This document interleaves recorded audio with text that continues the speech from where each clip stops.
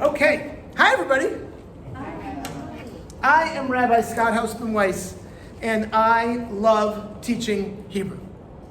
I particularly love teaching the Hebrew letters because they are really logical. Hebrew letters and vowels are really logical. And I'm going to walk you through a few things to think about. Hi there. I've run out of place, but this is the first session. Oh, you're saying that one? Okay. All right. I'm going to have to say that line. Okay. Okay. So.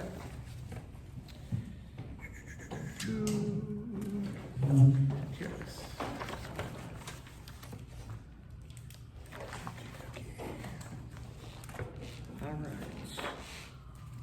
All right. There is a sign-in sheet that is going around, so please make sure you put your name and information that they've asked. So, welcome to the Hebrew Crash Course. This is a class being made possible by Congregation Shema Kolenu, which is my congregation. The First Unitarian Universalist Church. Thank you, Scott. Thanks to Colin. Thank you to Tawana and Alex and everybody else who make it possible for us to be here. And the National Jewish Outreach Program, which you'll see is on that form. The National Jewish Outreach Program is an organization that was founded, I think, in the early 80s or maybe 70s, and basically they are a nonprofit whose primary goal is to help more people understand how to read and understand Hebrew. And they're a nonprofit. They provide all the materials, all their curriculum at no charge. The only thing that they ask for in return is your email addresses, your contact information. So you could always, if you don't want to get emails from them anymore, you could always, unsubscribe or whatever, but that's how they do it. You might get some fundraising pitches for them. Feel free to support them, but don't have to. But that's this curriculum is I've found to be really effective. I'm gonna move through things quickly. That is the point. That is the goal. It's why it's called the Crash Course. I'm gonna teach you. There's plenty of time for me to teach you the clues, the hints, the secrets of learning Hebrew. But it's only going to make sense and it's only going to matter and stick if you spend 15 minutes a day on it between now and each session. 5-0 or 1-5. 1-5. Well, for you, George, maybe 15. No, just kidding. No, anybody for 15 minutes really should be enough, and you'll see why. It's mostly a memorization piece and a construction piece. And you'll understand what I mean by construction piece in a moment. Now, if I could just keep track of my glasses, I would be good to go. Okay. All right. Let me just tell you a few things. Okay. So all of the reading we're going to do in this class is going to be group reading. So I'm never going to ask one person, unless you're really dying to do it. I'm never going to call on one person to read aloud. But we are going to be doing, it's going to be helpful. And the more you articulate aloud what we're learning, the better it will be, the more effective the learning will be. I say to my bar and bat mitzvah students, a rule, no, Rosie. Oh, you can do that too. Okay, that works. One of my central rules is, if you don't see it, don't say it. So what's really important is that you see the letter and the vowel when you're saying it. That is a crucial piece to learning Hebrew, that you use your eyes and your ears with listening as you are doing it. Hebrew runs from right to left. I think most probably know that, but maybe not everybody who knows that. So just to make sure we understand what I mean by that is right, if we were reading, actually that's not what I'm going to do. So that word is tack, right, in English. Can you see it? But, yeah. That work? That works for me. It works well enough? Yeah, thank you. It's on wheels, I can move it. But in Hebrew, if we were reading it, in Hebrew, we would be reading it tacked. Right, exactly. So Hebrew runs from right to left. Hebrew also runs from top to bottom. So, for example, for a Hebrew letter, let's just start, we're going to start with where we start in just a moment. So that is the letter Aleph. Okay? Aleph is a silent letter. It doesn't have a sound, a consonantal sound that it makes. It only makes a sound based upon the vowel that's above it or below it. Okay? So this, and again, I'm just running through this really quickly to show you, to give you an example. This is a vowel that makes an ah sound. So you read it top down. The aleph makes no sound. The vowel makes an ah sound. So you put them together and you get ah. Ah. It's really exact. The other thing I want you to be aware of is that in Hebrew, all the Hebrew letters are consonants. Right? There are no Hebrew letters that are vowels. Now somebody call me a liar right now. Call me a liar. You're a liar. I'm a liar, right? I'm a liar because what do we say about the vowels in English? A, E, I, O, and U, and sometimes Y. Right. So there is a letter in Hebrew. We're not calling it what it's called. We're just calling it a hook. Okay? But that hook acts like a Y. So like in this word, Happy, we don't pronounce that word happia. Right? How do we pronounce it? Happy, right? That Y serves as a long E sound. But if we could combine Hebrew and English into a language which I like to call Hebrish, and we had this dot here, which makes a long E sound in Hebrew, then we wouldn't need the Y, because that would be happy. But if we had a Y there, it wouldn't change anything at all. Right? That's how that letter works in Hebrew. If you're confused, terrific. That's exactly where you should be. Okay. As I mentioned in the emails, I am videoing the classes, so please feel free to, I use this. I'm going to only share it with those registered. You're welcome to share it with others if you would like. Okay. And then, I lost here they are. What would a basic language class be without a little bit of singing?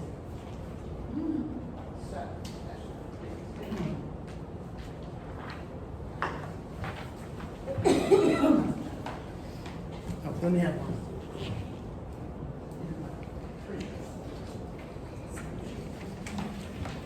So, about 40 years ago, there was a woman named Debbie Friedman, who many of us in the Jewish community are familiar with. Debbie Friedman wrote a ton of Jewish music.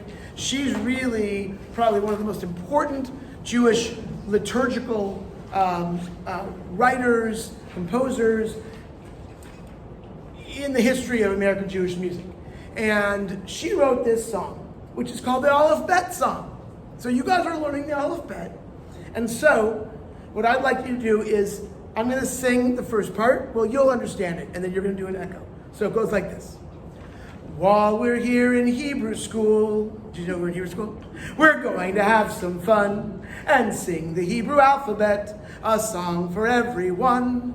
It's going to be quite simple, because all you'll have to do is sing the letters after me, then I'll sing after you. So now you sing after me first. Aleph, bet, vet. Aleph, bet, vet. Gimel, dalet, hey. Gimel, dalet, hey. Vav, zayin, chet, tet. Vav, zayin, chet, tet. Yud, kaf, chaf. Yud, kaf, chaf. Lamed, mem, nun. Lamed, mem, nun. Samech, ayin, pei, fei. Samech, ayin, pei, fei. Tzadi, kuf, resh. Tzadi, kuf, resh. Shin. Sin, Tav. Let's learn the Aleph Bet, simple as it can be. You learn the Aleph Bet if you sing the letters after me. Each letter has a name and a sound it always makes. That's one of the most important lines in the whole song. In English, you don't have any clue what sound an H makes from the name of an H, right? You don't know what a W makes with the sound of it, with the base of the W, right? But in Hebrew, if you know the name of the letter, you know the sound it makes. Always. Always. So you just got to learn the letters' names. Each letter has a name and sound it always makes. Now let's sing this special chorus. We'll have fun. It will not bore us, I hope. It's the Aleph Bet. And then everyone go boom, boom, boom. All right, again. Aleph Bet Vet. Aleph Bet Vet. Gimel Dalet Hey. Gimel Dalet Hey. Vav Zayin Chet Tet. Vav Zayin Chet Tet. Yud Kaf Chaf. Yud Kaf Chaf. Lamed Mem Nun. Samech ayin pei fei. Tzadi kuf resh. Shin. Sin. Tav. Let's try it once again. Other side. Practice the Aleph Bet. Each time we sing our song, then the easier the letters get. You sing it first this time. Sing it loud and hear your voice. I will hear you getting better as you sing each Hebrew letter. It's the Aleph Bet. You start it. Aleph Bet Vet. Aleph Bet Vet. Gimel Dalet Hey. Gimel Dalet Hey. Vav Zayin Chet Tet. Vav Zayin Chet Tet. Yud Kaf Chaf. Yud Kaf Chaf. Lamed Mem Nun. Lamed Mem Nun. Samech Ayin Pei Fei. Samech Ayin Pei Fei. Tzadi Kuf Resh. Shin. Sin. Tav. Each letter has a name and a sound it always makes. Together they're the alphabet, the Aleph Bet. Boom, boom. All right. So this you can find online if you Google or you on YouTube the Aleph Bet song by Debbie Friedman, and you can practice it. I find this now. Obviously, if you don't know Hebrew letters, then you're just singing words, right? The names of the letters. But eventually, over the course of the next bunch of weeks, you are going to be able to picture the letters as you're singing the song. This I promise. Okay. So everybody should have what's called Reshit Binah, which I think is really a great name for this workbook. So Reshit Binah is the name of your workbook, and which Reshit, it means the beginning of understanding. But now you didn't just get a teacher here, you got a rabbi. So I need to get just a little commentary, and that is Reshit is also the Hebrew word, which means wisdom. So the word for the Torah in the book of Proverbs is Reshit. So that's how Proverbs describes the Torah, as the book of wisdom.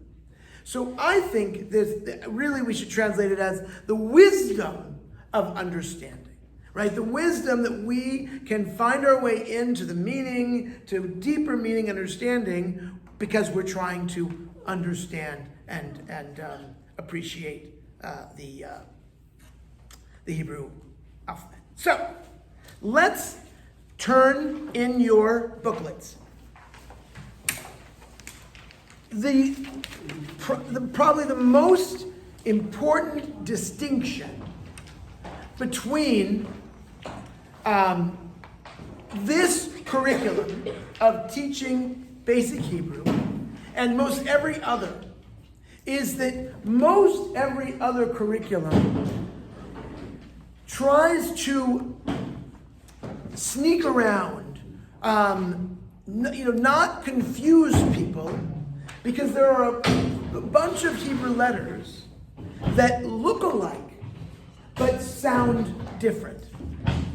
Whereas this curriculum just embraces that from the beginning and says, we're going to point out to you the ways in which letters resemble each other to give you the understanding of where the distinction lies, right? So if you just start with the top right corner, and we'll come back to this over and over, the top right corner of this Hebrew letter chart. So this Hebrew letter chart I find to be quite brilliant because it identifies, this is not the order of the Hebrew letters like we just sang. This is groupings of Hebrew letters. So for example, you can see that the first, on the right-hand side, the first letter is called an aleph, which I just showed you. And the letter next to it is called an ayin. Now they're not caught up on you learning the names of the letters quite yet.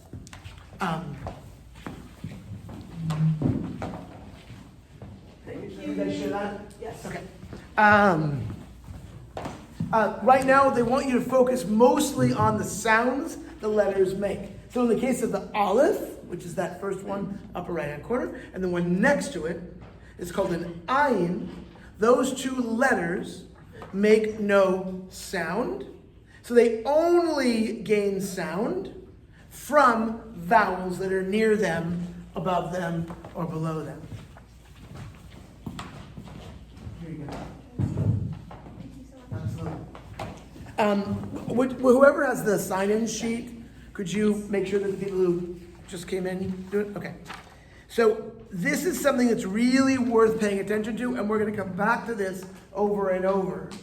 But I just want to point it out right now. Okay. So let's dive in and learn some Hebrew. Okay? Everyone ready? Yeah. I don't believe you. Yes. You ready? Yes, okay, here we go. You go to the doctor's office. I don't know if they still do it for everybody, but certainly for children, you go to the doctor's office and you have your physical, and then the doctor takes out a straight, flat, rounded on the ends piece of a wooden stick, and the doctor says, what does the doctor say? Say ah, right? Ah. That is our first Hebrew vowel. Okay? Our first Hebrew vowel makes an ah sound. Now, sometimes you're going to hear you'll get confused because you'll hear someone say, "Oh, that makes an a sound." It makes an a sound if the a makes an ah. Okay, so the way I write it is, ah, right? You could even go so far as to do aw. The point is, it's ah. It's an ah sound. Okay.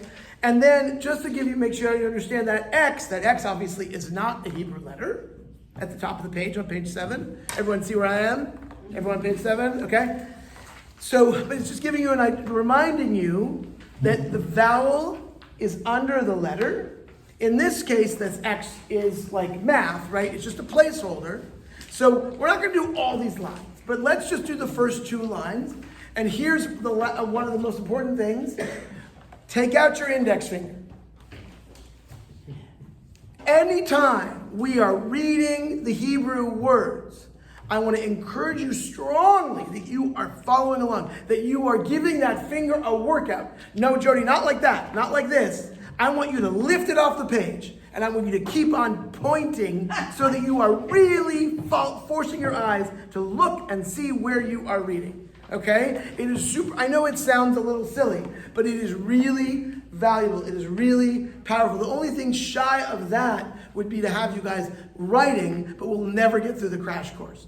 The writing piece is something that I have you guys do at Journey, which you'll do a lot more of. Okay, so let's just follow on. Starting at line 1, everyone can see that X is a placeholder, makes no sound, but underneath it, there's a straight line, which is the ah vowel.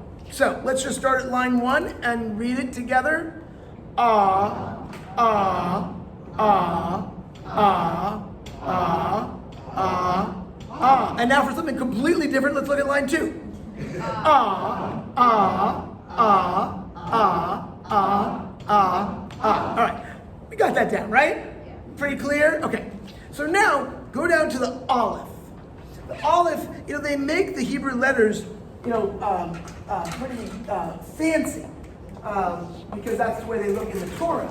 But all you need to do a Hebrew letter is a diagonal line, an Aleph, diagonal line, and then a short line here, and a short line there. That's all. So if you ever were trying to write them, so that's all that is. It just looks a little fancier on the page. Now, guess what? The Aleph makes what sound? No sound. The Aleph makes no sound, right? So it gets its sound from the vowel below it. In this case, so let's do line 5 together. Ah, ah, ah, ah, ah, ah, ah. Let's do line 7. Let's skip 6. Let's do line 7. Let's go crazy. Ah, ah, ah, ah, ah, ah. Okay, so you have just learned your first Hebrew letter and Hebrew vowel. Give yourselves a round of applause. Because you just read Hebrew. So you just read Hebrew. Okay, so now there is another vowel that looks different, but it makes the same exact sound. Now, I'm going to brush over differences because this isn't the biblical grammar class that I took in Jerusalem years ago. Okay, so there are distinctions when you are vocalizing texts. So one of them, interesting side note. You'll get a lot of side notes from me. I don't know how many of you know this, but the Torah, the Hebrew Bible, is written. Obviously, you know that it's written in Hebrew. But it's not written with any vowels. It's not vocalized.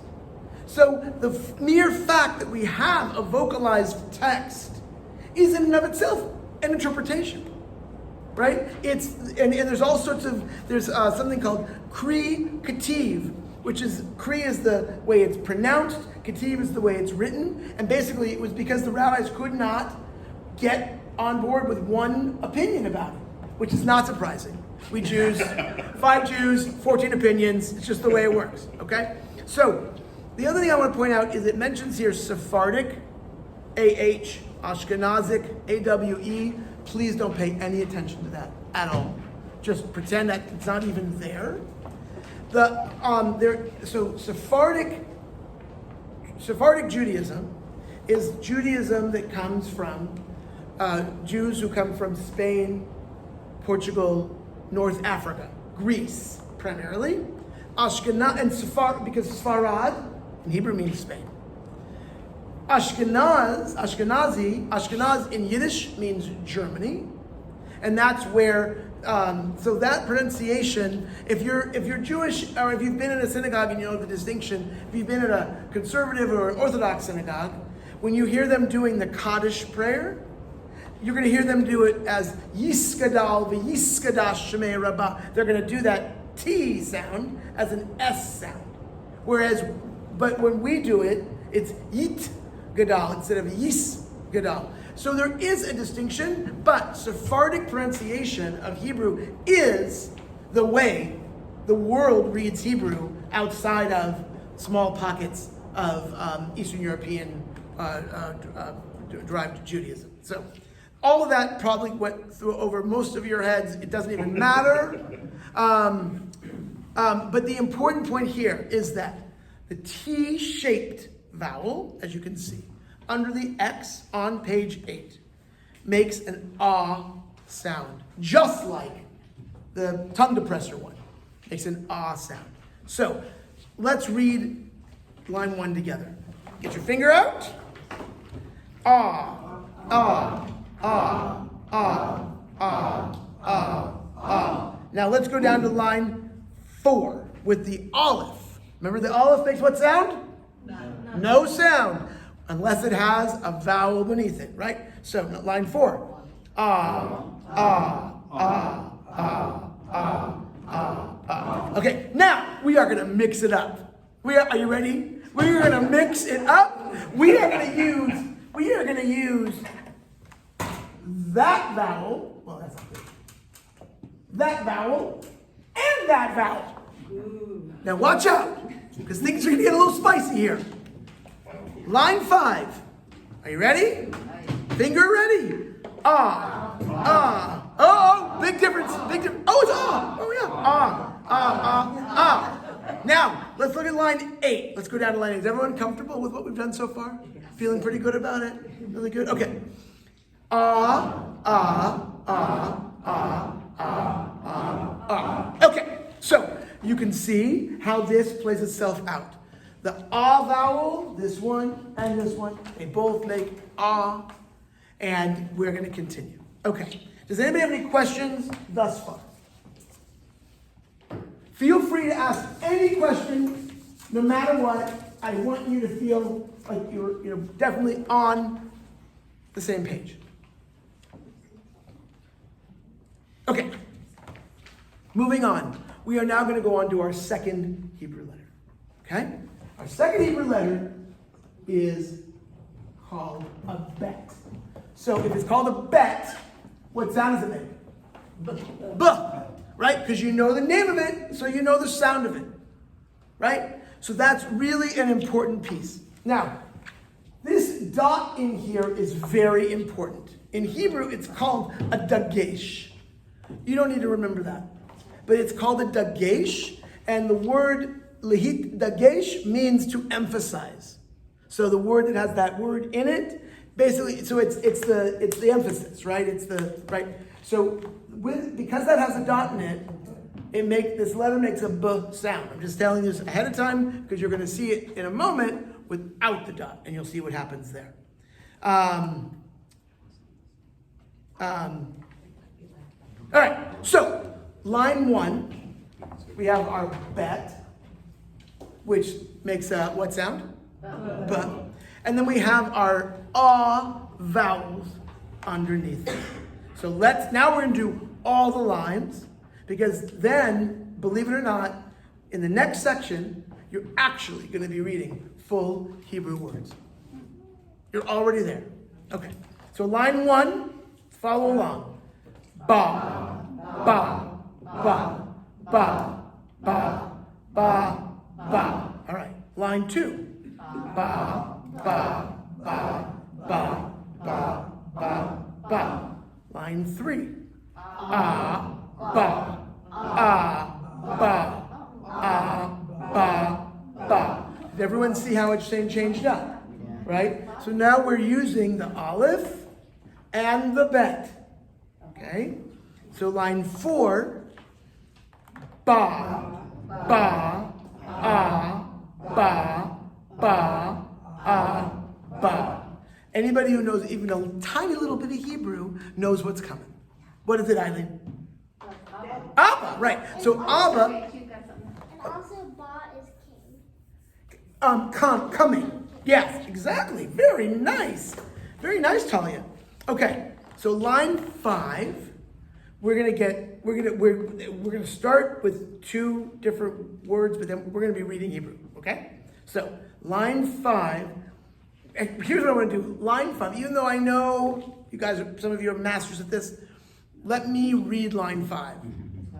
And then you guys read it after me. So I'll read it with you the second time. So just line 5, I'm going to read it right now. So, ah, ba, ah, ba, ah, ba, ba. Now, let's everybody read together. Line 5. Ah, ba, Abba. Abba. Ba. Which, Talia, what does Abba Ba mean? Huh? What does Abba Ba mean? Hold on. You know what Abba means? Dad. Right, and you know what Ba means? Dad came. Right, coming. Dad is coming. Right? Ladies and gentlemen, your first Hebrew sentence. Abba Ba. Daddy is coming or dad is coming, right? So that is right there. We've already started with understanding, reading a little bit of Hebrew. Okay. Line 6, let me read for you, and then we'll read it together at the second time. Line 6. Ba, ba, abba, abba, ba. Now together. Ba, ba, abba, abba, ba. Okay, line 7. I think we can all read the first time out. Let's read line 7. Abba, ba. Abba, ba. Line 8. Ba, ba, abba, abba, ba. So, and you can see at the bottom, it's already giving a little bit of Hebrew vocabulary. Right? Dad, father is coming. Now, in Hebrew, there's no to be verb in the present tense. So, ba means comes and is coming. So there is to be verb in the past and in the future, but there is no to be verb in the present. That's just a side note. Okay, now does everybody feel comfortable moving on to the next page? Actually, I should ask. Let me ask differently. Does anybody have any questions on what we just did? Please, yes, ma'am. So And remind me, Tony. Joy. Joy. Who's Tony? Is there a plural to Abba? You said it means comes or is coming. Mm-hmm. How about they come? Right. Yeah. Are coming. Yeah. So you'd say you'd say avot ba'im. So ba'im, the getting ahead of ourselves. But that im sound, that's the plural. Okay. Or the ot sound is feminine plural, which is funny because the word Abba, which is of course male, when you pluralize it, it actually is avot, which is the feminine ending, because Hebrew works in funny ways. So, hey Patsy. Yeah, listen. Is this online? I'm sorry? Is this book online? Is the book online? I believe that they are going to email you this book once they get your email that you've just filled out. They're gonna email you a PDF. Yeah. But I wanted to go ahead and print it for you. So Patsy, okay. I don't have any more. So just share. Yes. Okay, so why do you need this letter? Did that say about Yes, very nice. Very nice.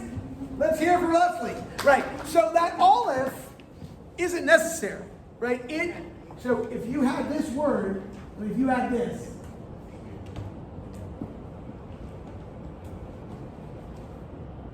or is it the one? I don't know. Yeah. So that's Abba. Or if you took this away, you'd still have Abba.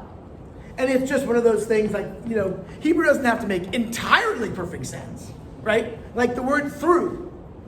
Why is it spelled with an EW and an OUGH? Yet the word kaf is pronounced kaf, even though with OUGH. It should be throff, right? Or it should be, well, it actually is through. So, I totally agree. Exactly, right? English does not make nearly as much sense as Hebrew. All right, so other questions? Okay, we are on to our next letter, which, interestingly, I don't have to do hardly any work. All I got to do is erase that. Okay? So, in the first one, we had, and one way you saw, I forgot to mention it. The other one, one way of thinking about trying to remember the word, remember the letter bet, is you can think of it if you sort of turned it this way, it's like a box with a ball in it. Right? So if it's a box with a ball in it, then that's where you get the B sound. Because then if you take the dot away, what's left is a vacuum. Okay? It's an empty space. It's a vacuum, which gives us the name of this letter, which is vet. So what sound does a vet make? V, right? Now, on page 10, we're introduced to the vet, which makes a, and we're introduced to these two vertical dots. Basically, I want you to ignore them. But I'll tell you that they do play a role in grammar and in reading, but the most I want you to worry about is that if you see two dots underneath a letter, if you know the sound the letter makes, that's all you got to know. So those two dots, they're called a shva, but that's the end of it. You don't have to worry about it at all. If you see those two dots, you just look back at the letter. It's like they're pointing up to the letter. That's the sound it makes. Okay? Does that make sense? Enough, anyway, for the moment? Okay. So let's start with line 1.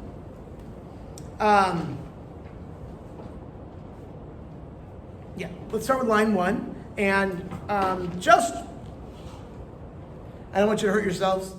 Let me go first, and then we'll repeat it. Okay? So, because I'm going to explain it. So the first letter in line 1 is the vet, with nothing in it or under it. We know it's a vet, so what sound does it make? Right. Now, next to it is that same letter, but with these two dots that doesn't change anything. So that second letter would be, and then the third letter would be, and the fourth, and the fifth, and the sixth, and right. So does that make sense to everybody? Does that make sense? Okay. Line 2. Let's read them out loud. And again, I'm going to move us quickly, but you can stop me at any time if you're confused about something. So please do. Line 2, let's read it together. Va, va, va, va, va, va, vum. Va, sorry. All right, line 3. Va, va, va, va, va, va, va. Okay. I don't know why they wrote them in smaller letters. I think they want to trick you. If they're smaller, they're going to make a different sound. I don't know. Now, line 4, let's remember, what happens if I put this dot there? But what happens if I take it away? Right, so it's v. There's a vowel in it makes a b. If there's nothing in it, it's a void, or it's vacuum, it makes a v. All right, line 4. Ba, va, ba, va, ba, va, ba. Why do the last two make the same sound as the others that came before it? The aleph has no sound. Exactly. Right? Because the letter aleph, which is at the end of each of those last two, the letter aleph makes no sound. Right? So this makes a va sound. That's red va. If I add an aleph there, it still makes a va. Because this aleph adds nothing to the sound. Right? It's like 1 is 1. And if I add 0 to 1, it's still 1. Right. So does that make sense, George? Okay. It's like a silent E on the end of the word. It's like a silent E at the end of the word. Exactly. Right. Kind of. But anyway, that's it. Well, the problem is, if you take the word came, if you take the E away, then it's cam, right? So it's a little complicated. But anyway, line 5. Let's read it together. Ba, va, ba, va, ba, va, Ba. Okay, line 6. V. Now, this is really important. It's a V because it's a phonetic sound. It's just the sound of the letter, right? You're not going to have any vocalization if there's no vowel underneath it, right? So if the A is underneath it, it's Va. But if there's nothing underneath it, now if I put 2 dots underneath it, it would still be just V, right? Because it's just the phonetic sound of the letter. How do we know the phonetic sound of the letter? Because we know the name of the letter. And because I told you. Okay, so let's go back to, where were we? 6, right. Number 6, line 6? We're on line 7? Line 6, okay. Right. So let's start from the beginning with line 6. V, Av, Ba, Av. Okay, does that make sense? Anybody confused? Bravery gets points. Yes, you are here. Right. That's already a big start. This is a great group, by the way. Thank you all for signing up and coming out for this. Did I mention? I love teaching this. I love it. I love it, especially when there are adults who are really, and I include you, Talia, people who are adults and act like adults. There you go. Okay. Line 7. Ba. Ba. Ba.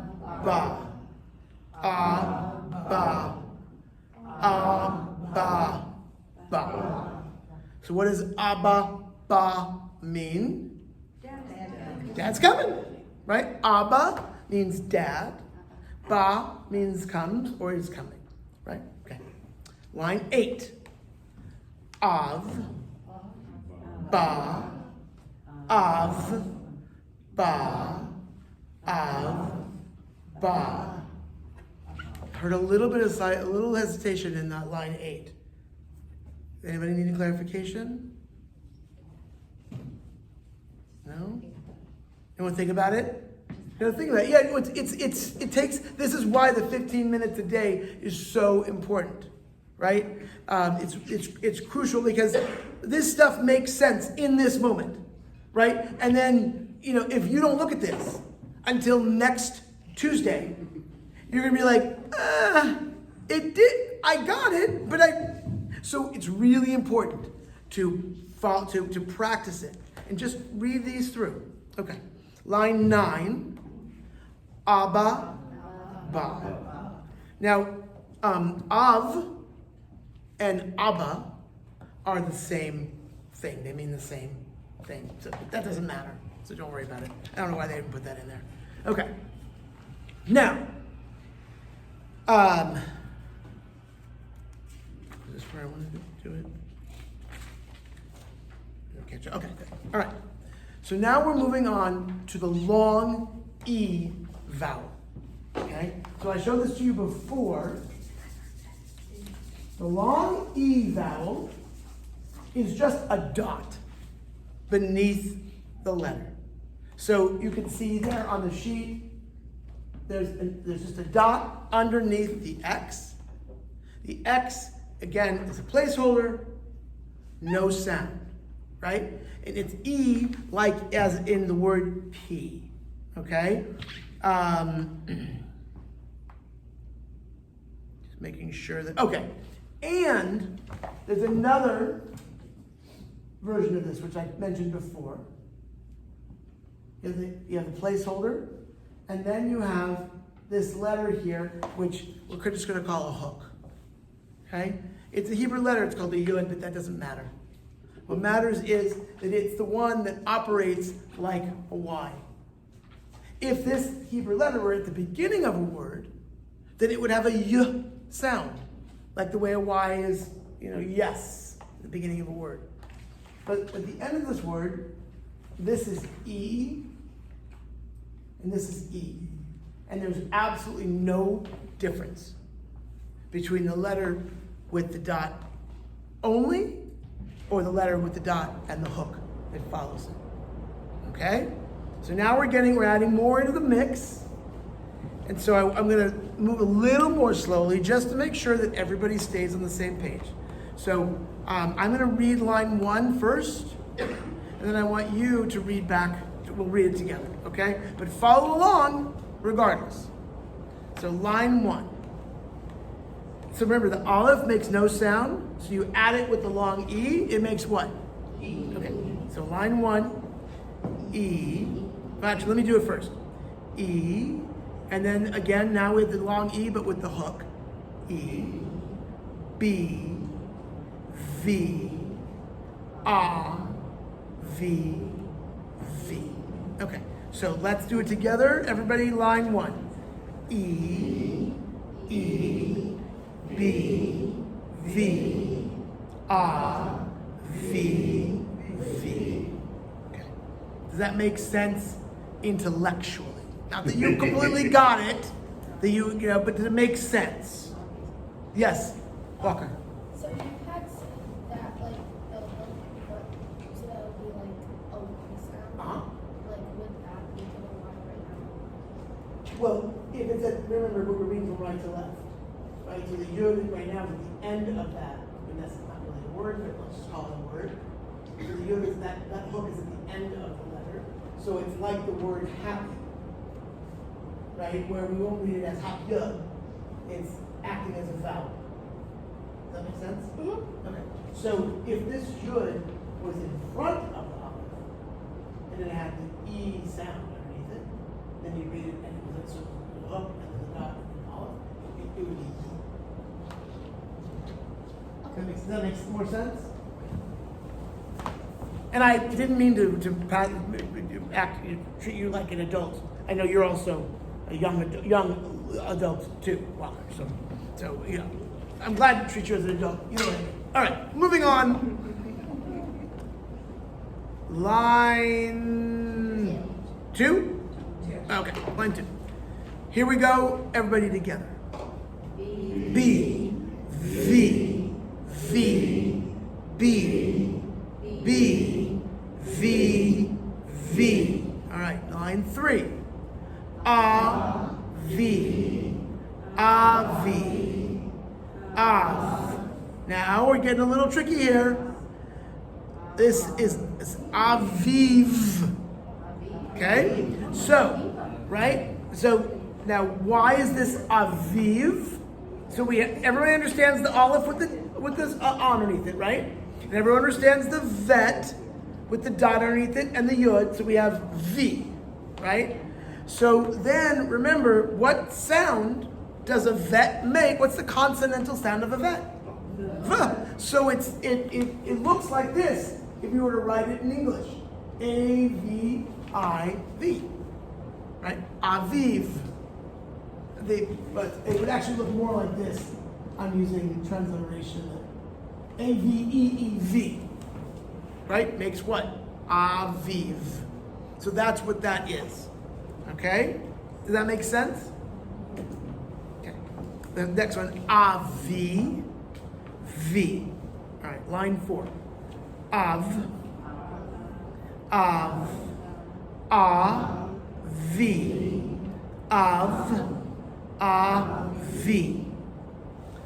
Line 5. Abba.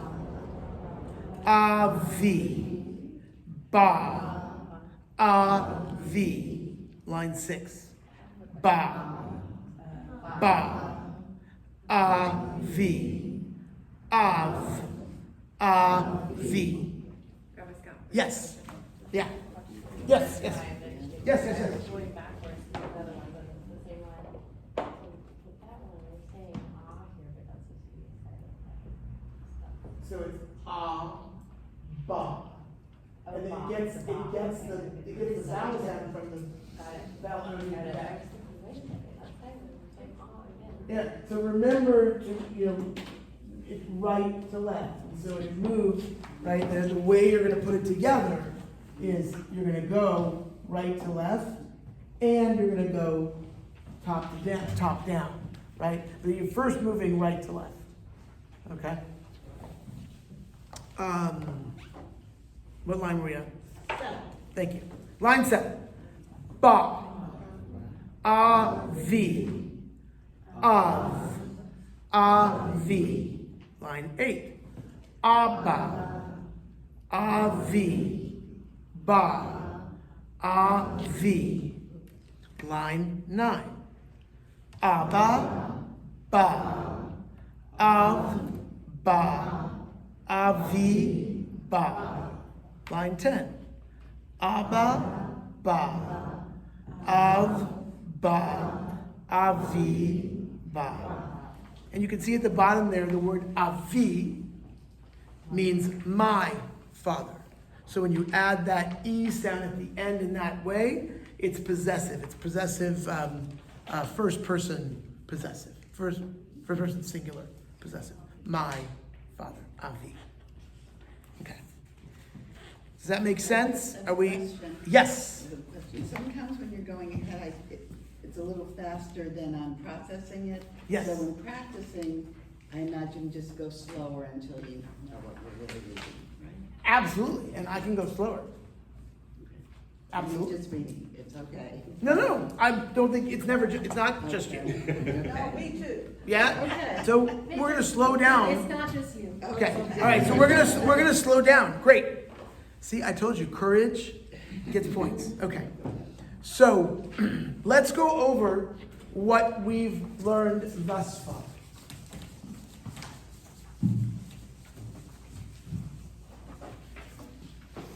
So we've learned the aleph. And the aleph makes no sound unless it has a vowel. We've learned really 4 vowels so far, but only 3 matter. If we have that, then it is an ah sound. You take the silent letter, you add the ah to it, and you get ah. And then you have this vowel, which also makes an ah sound. So you put the silent letter with the ah, and you get ah.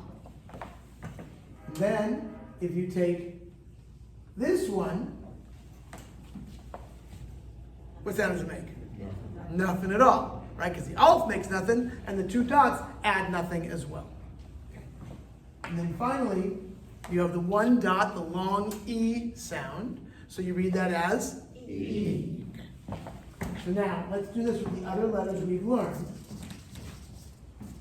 Now we take our friend the bet, the box with a ball in it, and that is ba.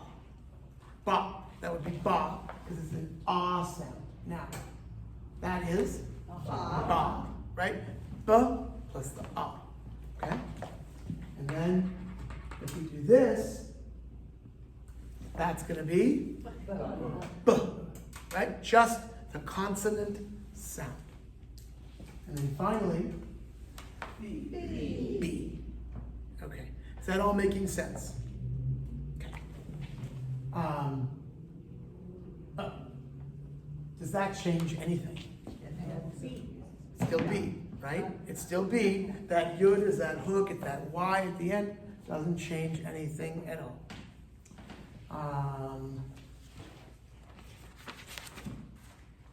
So Yes. if you put it on the other side of the bet, would it be yeb? Yes. Well, it would be.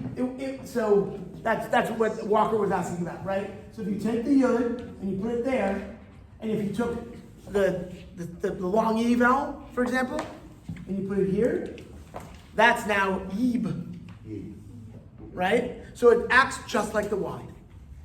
Does that make sense? Okay.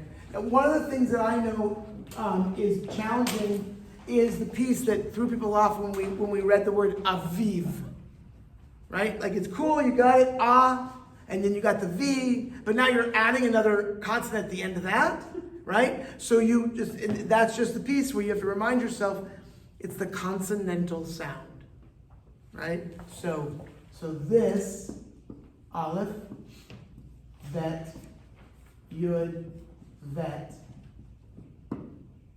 So you just hold on, take that away for a second. So you have the word avi. But then if you add this consonant here, Now it's aviv. Does that make sense? Yep. Okay. And I want to reiterate, if you are not fully, totally getting it by now, that's totally okay.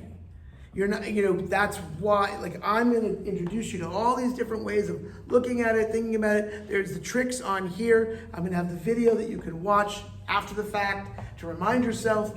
But then this is where the practice comes in. Because your mind has to get used to these shapes and the sounds that they make and putting them together. You're doing a lot right now. You're learning a different set of letters. You're learning them backwards. Right? Or forward, depending on where you're standing. You're right, and you're reading them in a way that in English, we just read from left to right. Right? We just read one letter leads to the next letter, which leads to the next letter. But in Hebrew, you're going from right to left and you're going up and down. Right? So it totally changes the orientation. So if you're not feeling like you completely get it by now, we've been at this for 55 minutes. So be kind to yourself. Okay. We're going to move on to page 12, lesson 6. Okay? And I am going to move us pretty quickly, nonetheless, through, because we need to be at lesson 12 by the time we are done here in 35 minutes. When I say need to, is I want to keep us on track. Right? I'm happy to answer questions. But I want to get through it. Okay. So this next letter is called a mem. What sound does it make?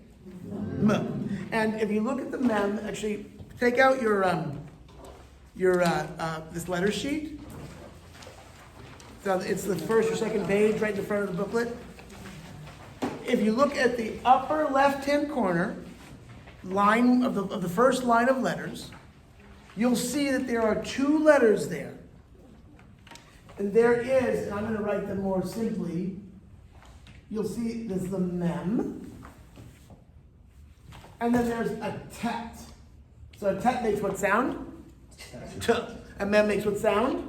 Right. So these are 2 different letters. They make totally different sounds, but you can see how they could kind of resemble each other. Right?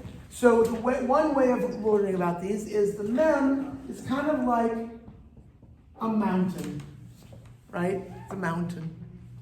And here, you could kind of see this as a tear, right? It's torn, it's a tear. It's an exact, no, but it's a helpful way of reminding ourselves of these different letters. Okay? And this is what I mean by I really like this curriculum because it really grabs hold of you from the beginning to say, these are going to be confusing. Right? These are going to get you confused. So focus on how they are different. The mem is like a mountain, the tet is like a tear. Now we're not learning the tet right now, but I wanted to point that out. Okay. Let's read line 1. We've got the ah vowel with the straight line. We've got the dot, which is the long E vowel. And somebody tell me, what's the difference between how you read the second to last and last ones on line 1? No difference at all. Right? No difference at all. The fact that hook is there doesn't change anything. Okay? So let's read it together. On line 1. Ma, me, ma, me, ma, me, me. Okay, line 2. E, me, ma, me, ma, me. Okay, line 3. Ma, me, ma, me. Okay, line 4. E, ma, e, me, ba, a, v. So, what? So, ima is Hebrew for mom or mother. Is everyone comfortable so far? Questions? Okay, let's look at line 5. E, ma. E, me. E, ma. Ba, a, vi. There's a lot of Hebrew, so stop me if you need some help, if you have some questions. Line 6. E, me.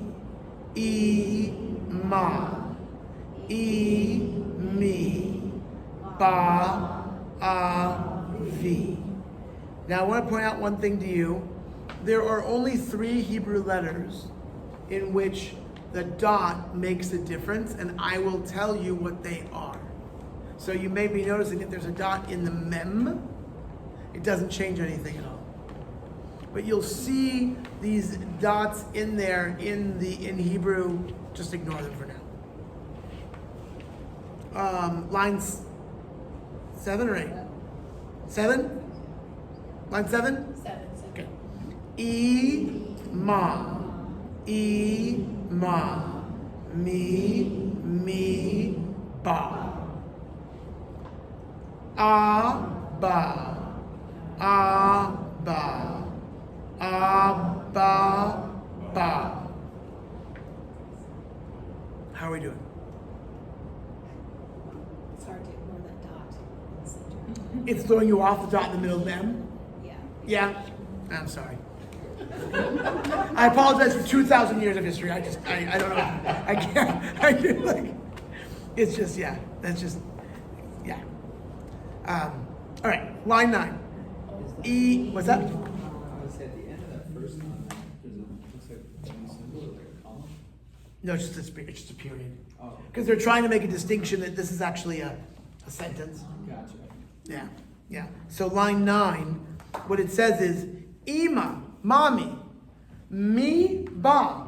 Who is coming? Right? And the vocabulary is at the bottom. Right? Me means who. Ima, me, ba. Who's coming? Mommy, who's coming? Of, ba. Dad is coming. Abba, ba. It's just repeating it. Dad is coming. Period. Right? So it's like see Jane run. See Jane put pail on Dick's head. That kind of thing. All right, line 10.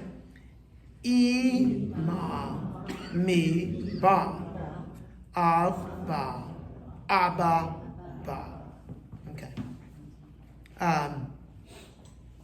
So it points out here that the dagesh usually emphasizes the sound of the letter. So in that case, I'm not sure how you'd read it differently. Ima, but anyway, that's why that dot's there.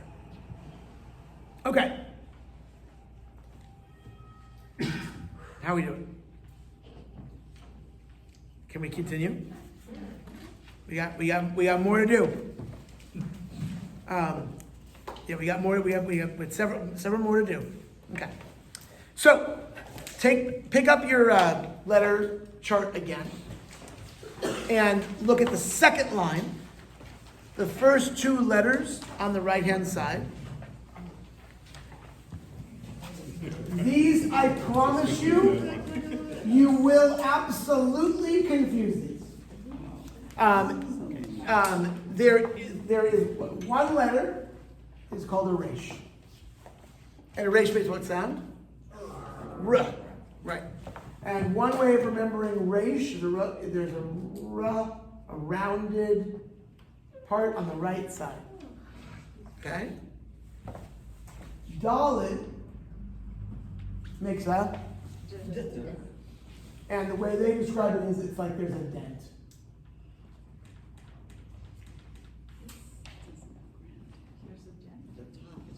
Yeah, that's it's not terrific, but it's there's a dent. There's a dent in the letter.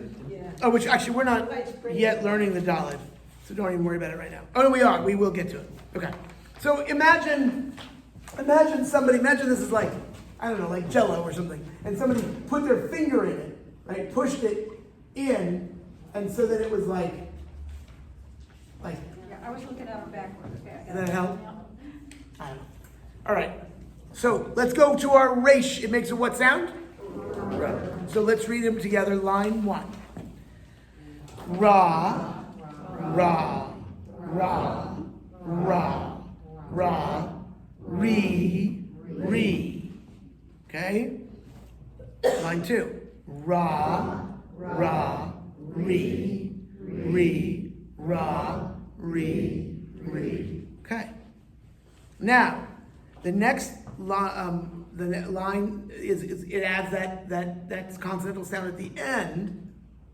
So you have the resh, which makes a r sound. You have the below it. So together that makes ra. And then add a v sound. So together it makes rav. Rav. So line 3, rav. Now ra b. Right. Rav. Ra b. This is Hebrew for rabbi. 4. Ra b. Ra b. Avi. Ra b. That means my kids say that. My daddy is my rabbi. At least until they find another rabbi. Because they always do. Line 5. Ima. Ima. Ba. Avi. Line 6. Rabbi. Rabbi. Ba. Rabbi. Line 7. Mi. Rabbi. Avi. Rabbi. Line 8.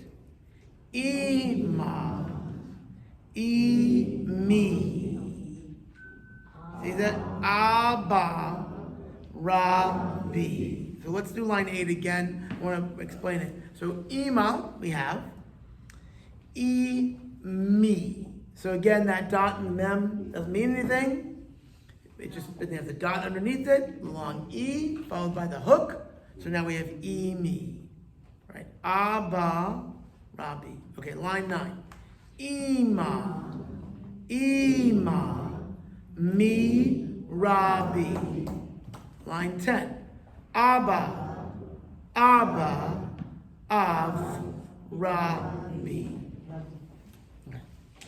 What does ima mean? Ima means mom or mommy. Ima means mom. Abba means dad. Right. Okay.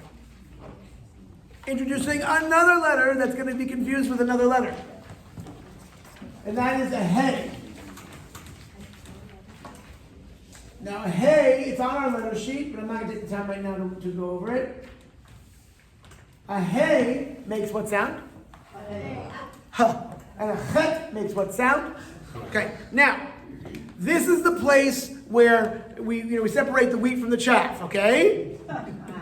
You got to be able to do a sound and feel comfortable about doing it, right? No one's going to think you're about to spit, but you got to do the sound. It's the sound that is, it's like the sound of the Middle East, right? Arabic and Hebrew, there's lots of chas, right? So everyone say ch. All right, so that's not even the letter we're learning right now. But the ch is, if you look at this, has anybody ever been to a Jewish wedding? Right? So you stand under a chuppah. A chuppah. So that's what this looks like. I mean, it doesn't really, but kind of. And makes a ch sound. And if you have here, you can think of it like a half a line. Half a line. You can get the h sound. H versus ch. Okay? This is just for this is just for memorization. But let's go over all these letters, and then I have my Astros thing, which I cannot wait. You're gonna love it. You're gonna love it. All right, line 1 on page 14. Ha, ha, he, ha, ha, he. Okay, line 2. He, ha, he. Okay. Somebody tell me about that last one. It's got another silent vowel. It's got another silent. Well, it's the same sound vowel, right? That means same sound letter, rather, right? That word, he, in Hebrew, means she. I'm so sorry. I am so sorry. It just does. So I think I might have, in my original advertisement, I have this joke. It's in Hebrew, who is he, and he is she, and me is who, and dog is fish. The Hebrew word, who's up first, right? The Hebrew word who means he. The Hebrew word he means she. The Hebrew word me means who, and the Hebrew word dog means fish. What can I tell you? So, hey makes a huh sound, so that word is he. Okay, so and at the end of a word, the hey is not pronounced. Okay, so if you see the end, if you see the word Torah, for example, the word Torah is spelled with a hey at the end. We don't read it as Torah. We just read it as Torah. Okay? All right, so line 3. Ah, ba, va, ra. That's one with the rounded side, right? Ma, ba, ah. Now this is really important that you see that ba, ah. There's 2 vowels there, right? You have a ba, you have an ah at the end of the ba, and you have an ah at the under the olive. So ba, ah. Okay? Line 4. Ma, he, ma, he, ma. Okay. Line, how we doing? Line 5. Ah, ba. Ha, av. Ba. Line 6. E, ma.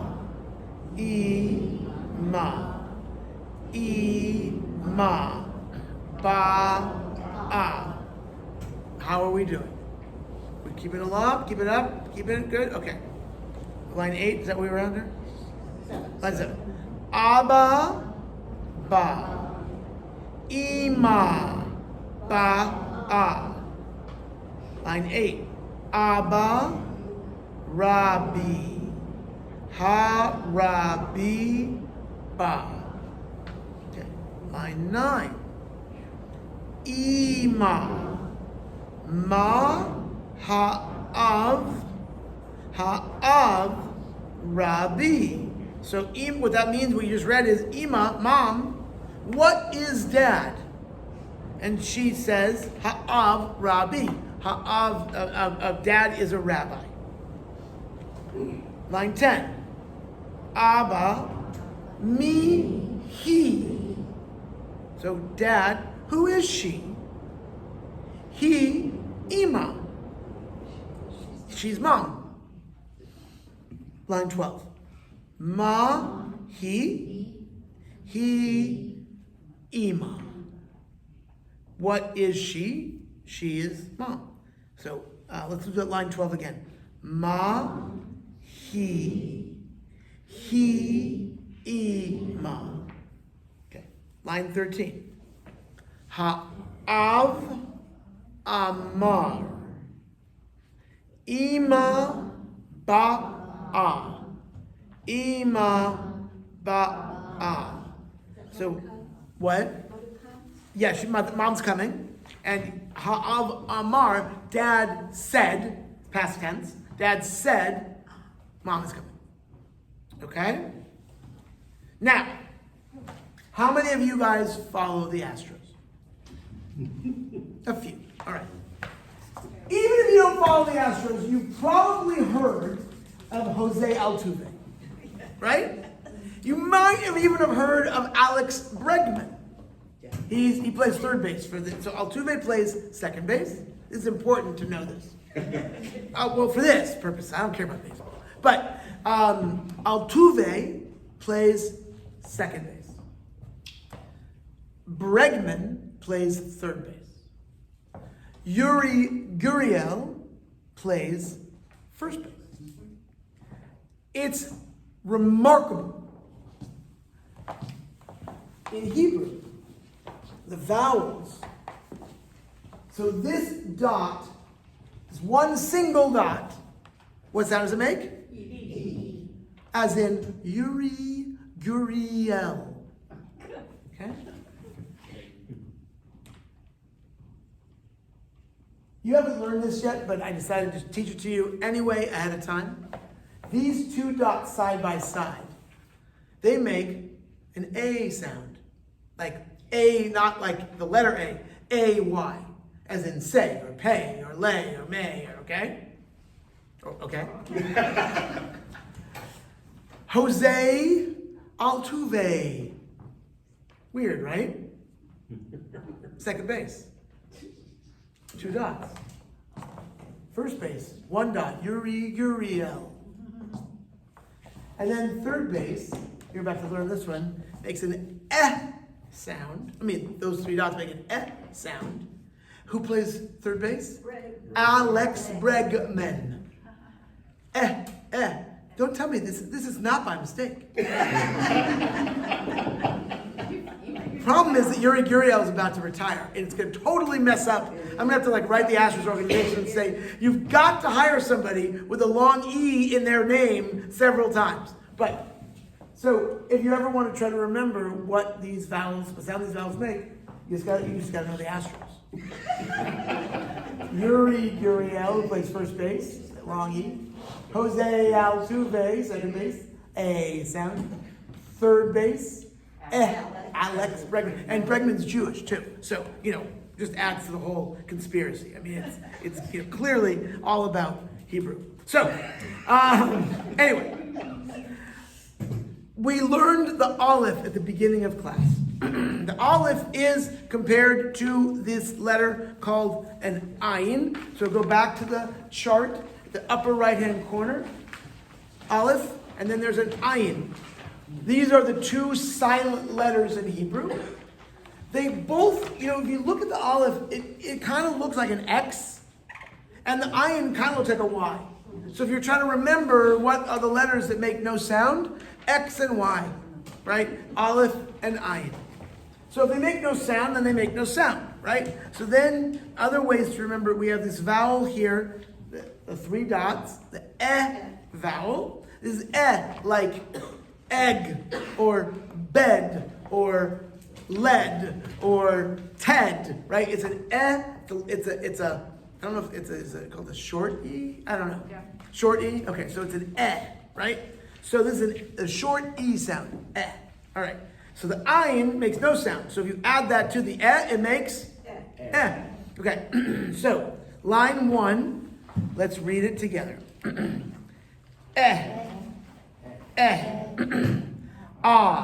Excuse me. Now we have a word here. Erev.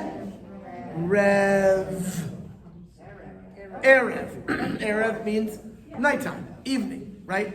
Erev. But I want to really make sure that everyone understands how that works. So basically what that is this. E-R-E-V.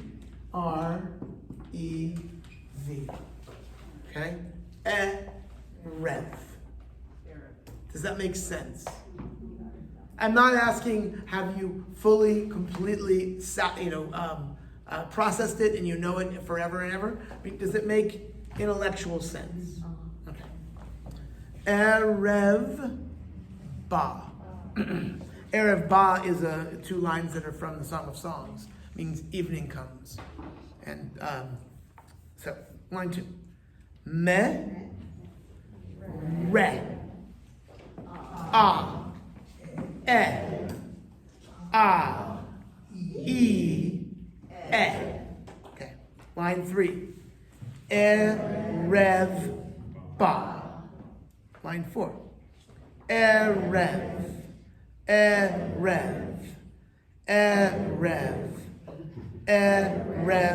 ba.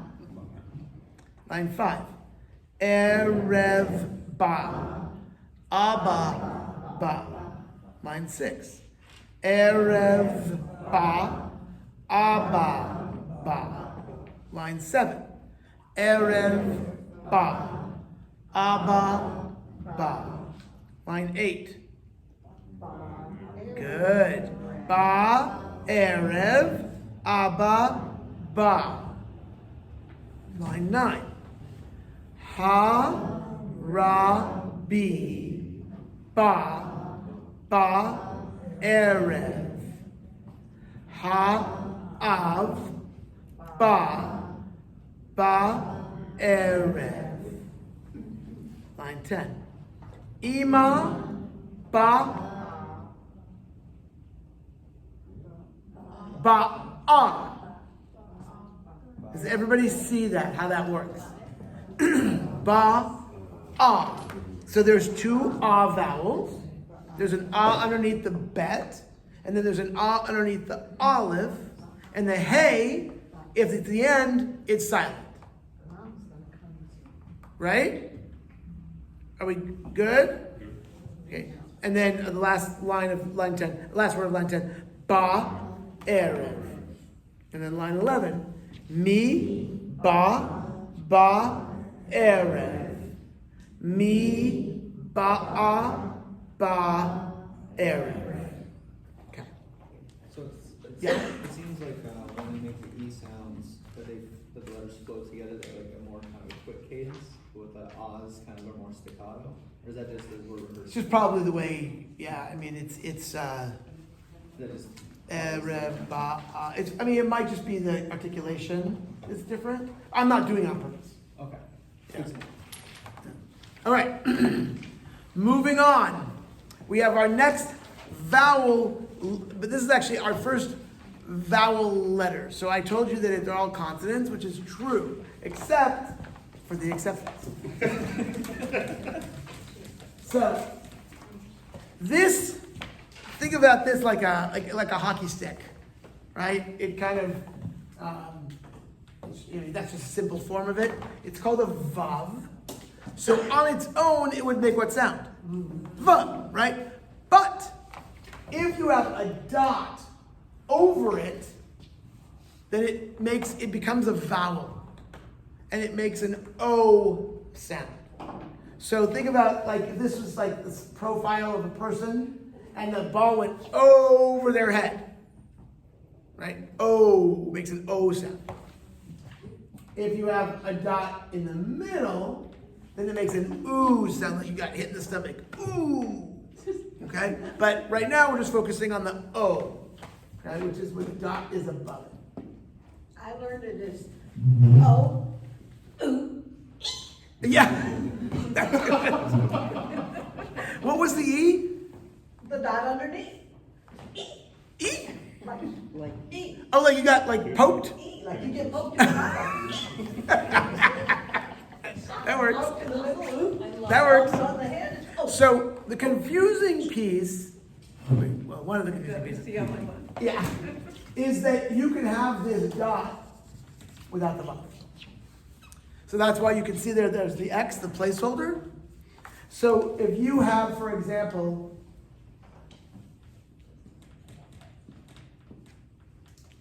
how would you read that? Bet followed by the O vowel is bo. But you could also end up with this. And that's also bo. Okay? So just be aware of that, and we're going to see that right now. Line 1. Bo. Vo. So you see how one has the vowel attached, and one has the letter attached to it, and one doesn't. Right? So it's still an O sound. So let's start over with line 1. Bo. Vo. Mo. Mo. O. O. O. Does everyone see how the aleph and the ayin are silent? They're only getting a sound, they're only getting vocalized because of the vowel. The vowel in this case is that dot, or the vav with the dot. Okay, line 2. Ro. Ro. Ro. Ho. Ho. Ha. Ha. Line 3. Ba. Mo. re. Ba, ba, ha, mo, re. Mo, re means teacher. In line 4. Mo, re. Eve, re. Ima, mo, ra. Line 5. Mo, re. Eve, re. Line 6. A, v. Ra, b. E, me. Mo, ra. Now we're going to continue just a second, but I want to see. Okay. Actually, that's good. Okay, great. Line 7. A, ba. E, ma. Ha, mo, re, ba. At line 8. Ha, mo, re. Ha, eve, re, ba. Line 9. Abba, avi, ha, mo, re, ba, ah. Okay, we're going to go on to the next two because I also want to show you this lulav and etrog before we say goodnight. The next letter is that letter that I told you is confusing with the resh. So there's the resh that has the rounded side that makes a r sound. And then there's the daled, the one that kind of has a dent in it. So this is the daled with a dent in it. So we're just going to do a few of these. Line 1, do, do, do, dode, dode, right? Do, do, da. Now I'm moving through these fast now because I know that there's a certain point where people just get saturated and there's not much going in anymore. So I want to show you this last one, and then I'm going to encourage you to use this page on page 19 as your review. That we're still not at a point where we're doing meaningful reading yet, where we're applying it to the prayers and all.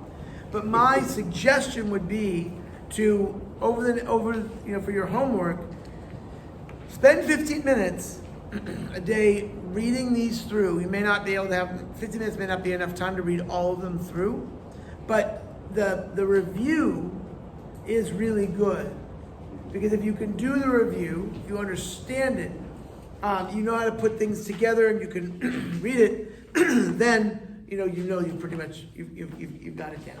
Okay. One of the things that's important to point out. So I pointed out that there are letters in Hebrew whose sound completely changes if there's a dot in them. Right? We already saw one of those tonight. That with a dot in it, that letter with a dot in it makes a b sound. If you take the dot out, it makes a v sound. Now, one of the other things that makes Hebrew unique, a little bit challenging, is that there are 5 Hebrew letters that have final versions of their letter. Okay? So if you look on page 18, page 18 shows you the final mem. So it's a mem. It still makes a m sound. And in Hebrew it's called the mem sofit. Sofit means final. Okay? So if you have the word ima, right? The mem makes a sound. It's in the middle of a word, right? But if you have, let's say you have the word, rav, means one of the ways to say rabbi or teacher. If you want to have more than one, then you would have rabim. So that im to joy, you asked, right? That's that pluralized version. So the im is what makes it plural. And because the mem is at the end of the word, instead of it being in this shape, the regular mem shape, It has a version of it that is it's just a different version of it. There are 4 other letters that also have final versions of them, which we will get to. Questions? Yes. Just to clarify, just looking at it, it looks like, is this distinguished because it can't, looks like vowels don't follow, or there's no dots or lines? But Right. It's just, is what it is. Final means final, right? Actually, you know what? That's not entirely true. Except for the exceptions. In the case of a mem, that's true.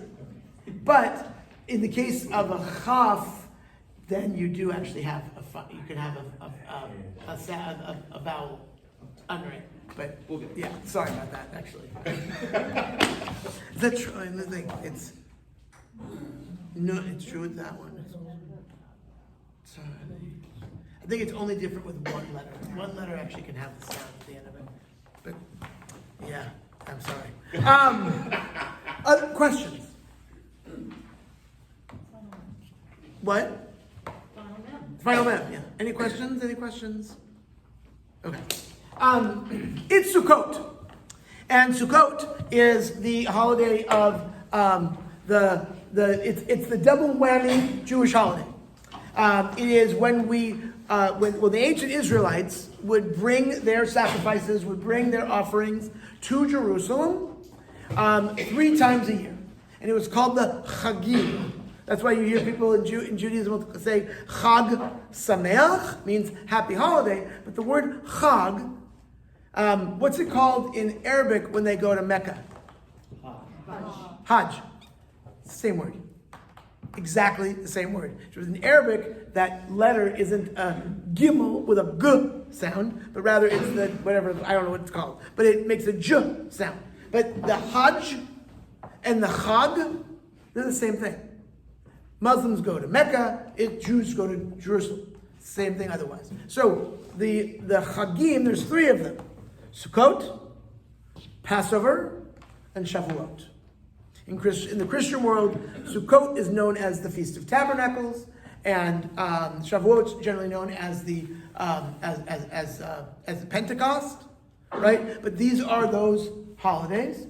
So Sukkot was a special holiday of the 3 of them because the Israelites were thanking God for the summer harvest, the fall harvest, and praying for rain to come for the winter harvest. So it was a big deal for the Israelites to make sure that they were at the temple in Jerusalem making their offerings. And it was a fertility festival and all this kind of stuff. So we still today do something that is was originally pagan, but then we Jews converted it. And it's a fertility ritual. It's a ritual for praying for a good harvest, basically. So I don't know how many of you guys are farmers. I'm not a farmer, but nonetheless, we all hope for good harvests. And in particular, I'm thinking about Hebrew. That your Hebrew harvest. I pray that your Hebrew harvest. You are seeding your Hebrew harvest. And right now, they're not even saplings. They're just little seeds in the ground. I want you to be kind and gentle to yourself. I've taught Hebrew many times before. And it's not uncommon that you start out with 25 enthusiastic people, and then by the second or third class, it's like 15 people come in, and I want to challenge the gremlins in you right now. There are gremlins in you right now that are saying, you're never going to get this. It's not, what am I doing? Why did I come here? I tried this before. Maybe you tried it before. You can do this. You can do this. And you don't have to spend hours and hours and hours. Please don't spend hours and hours and hours. You got to get some work done in life. Do the work 15 minutes a day and come back next week. I promise you, if you keep it up, it will stick. It will stick. So, on that note, the tradition is that you raise up your lulav and etrog. So this is the etrog. It's like a citrus, and it is supposed to be reminding us of our heart. the lulav, well, the whole thing's called the lulav, but then this is also called the lulav, the palm branch. That should remind us of our spine. Standing up straight, standing up for what we believe in. This is the willow, should remind us of our lips, that we should, put our money where our mouth is, right? Think about how we speak, how we follow through on what we say we feel and we believe and we stand up for. How do we stand up for things? And then how do we look at the world? And these are our eyes. This myrtle is our eyes, right? And when we bind them together and make sure they're all unified together, we say a blessing, which is Baruch Atah Adonai Eloheinu Melech HaOlam Asher Kitshanu B'Mitzvotov V'Tzivanu Al Netilat Lulav, which means, blessed are you, God, who, creator of all, who makes us holy through your commandments and commands us to raise up the lulav. And then we take the lulav and we face it downward. I have no idea why. But we face it downward and then we shake it. We shake it up and we shake it down, shake it in front, behind, to the right, and to the left. And my prayer for you tonight is that your seeds of Hebrew just continue to grow, that you gently water them. Don't shove them down there. Don't say it's never going to grow. I promise you it will. Just keep at it. And have a wonderful night. Thank you.